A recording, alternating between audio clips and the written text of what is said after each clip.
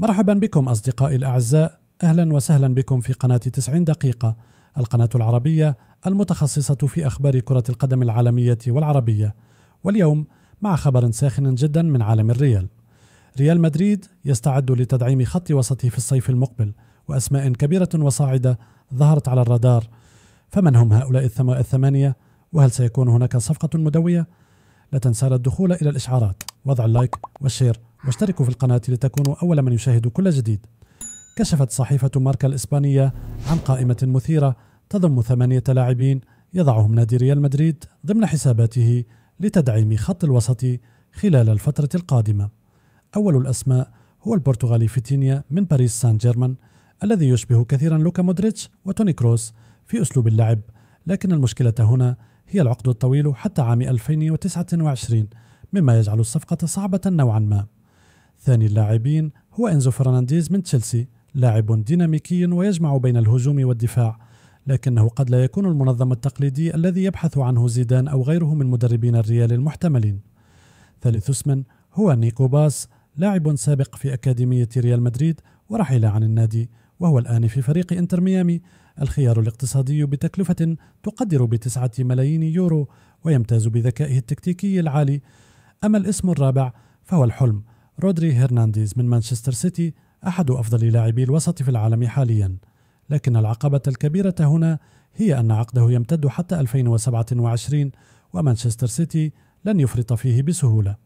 خامس اللاعبين هو الموهبة الشابة فرانكو ماستانتونو من الأرجنتين، عمره 17 عاما فقط، لكنه يتمتع بقدرة على اللعب في أكثر من مركز، ويبرز بشكل لافت في تنفيذ الكرات الثابتة.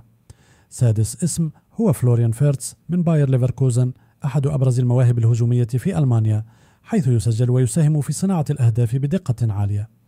سابع اللاعبين هو تيجاني رايندرز من ميلان، لاعب متعدد المواهب، وقد برز بشكل كبير في دوري أبطال أوروبا، خاصة بدقة تمريراته وإمكانية التحكم في إيقاع اللعب.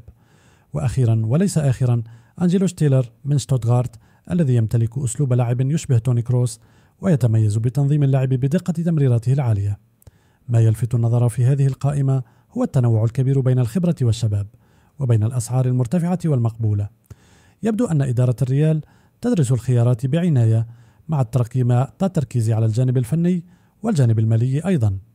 هل سيكون رودري هو الخيار الأمثل مستقبليا، أم أن الشباب مثل فيرتس أو ماستانتونو سيكون لهم دور في مشروع الريال الجديد؟ هذا ما سنراه في الأيام القادمة. تذكر دائما، في عالم الانتقالات لا شيء مستحيل، والريال اعتاد على إحداث المفاجآت حتى في الأوقات الصعبة. وهنا نصل إلى نهاية هذا الفيديو، وأشكركم جميعا على وقتكم الثمين ودعمكم المستمر للقناة. إذا أعجبكم المحتوى لا تنسوا ترك لايك والشير للفيديو واشتراككم في القناة بالضغط على الجرس. يمكنكم أيضا التعليق بآرائكم حول أي لاعب ترون أنه الأنسب لريال مدريد ومن تستبعدونه من هذه القائمة، كما يمكنكم متابعتنا على منصات التواصل الاجتماعي عبر الروابط في الوصف. دمتم بخير، وإلى اللقاء في فيديو جديد بإذن الله، والسلام عليكم ورحمة الله وبركاته.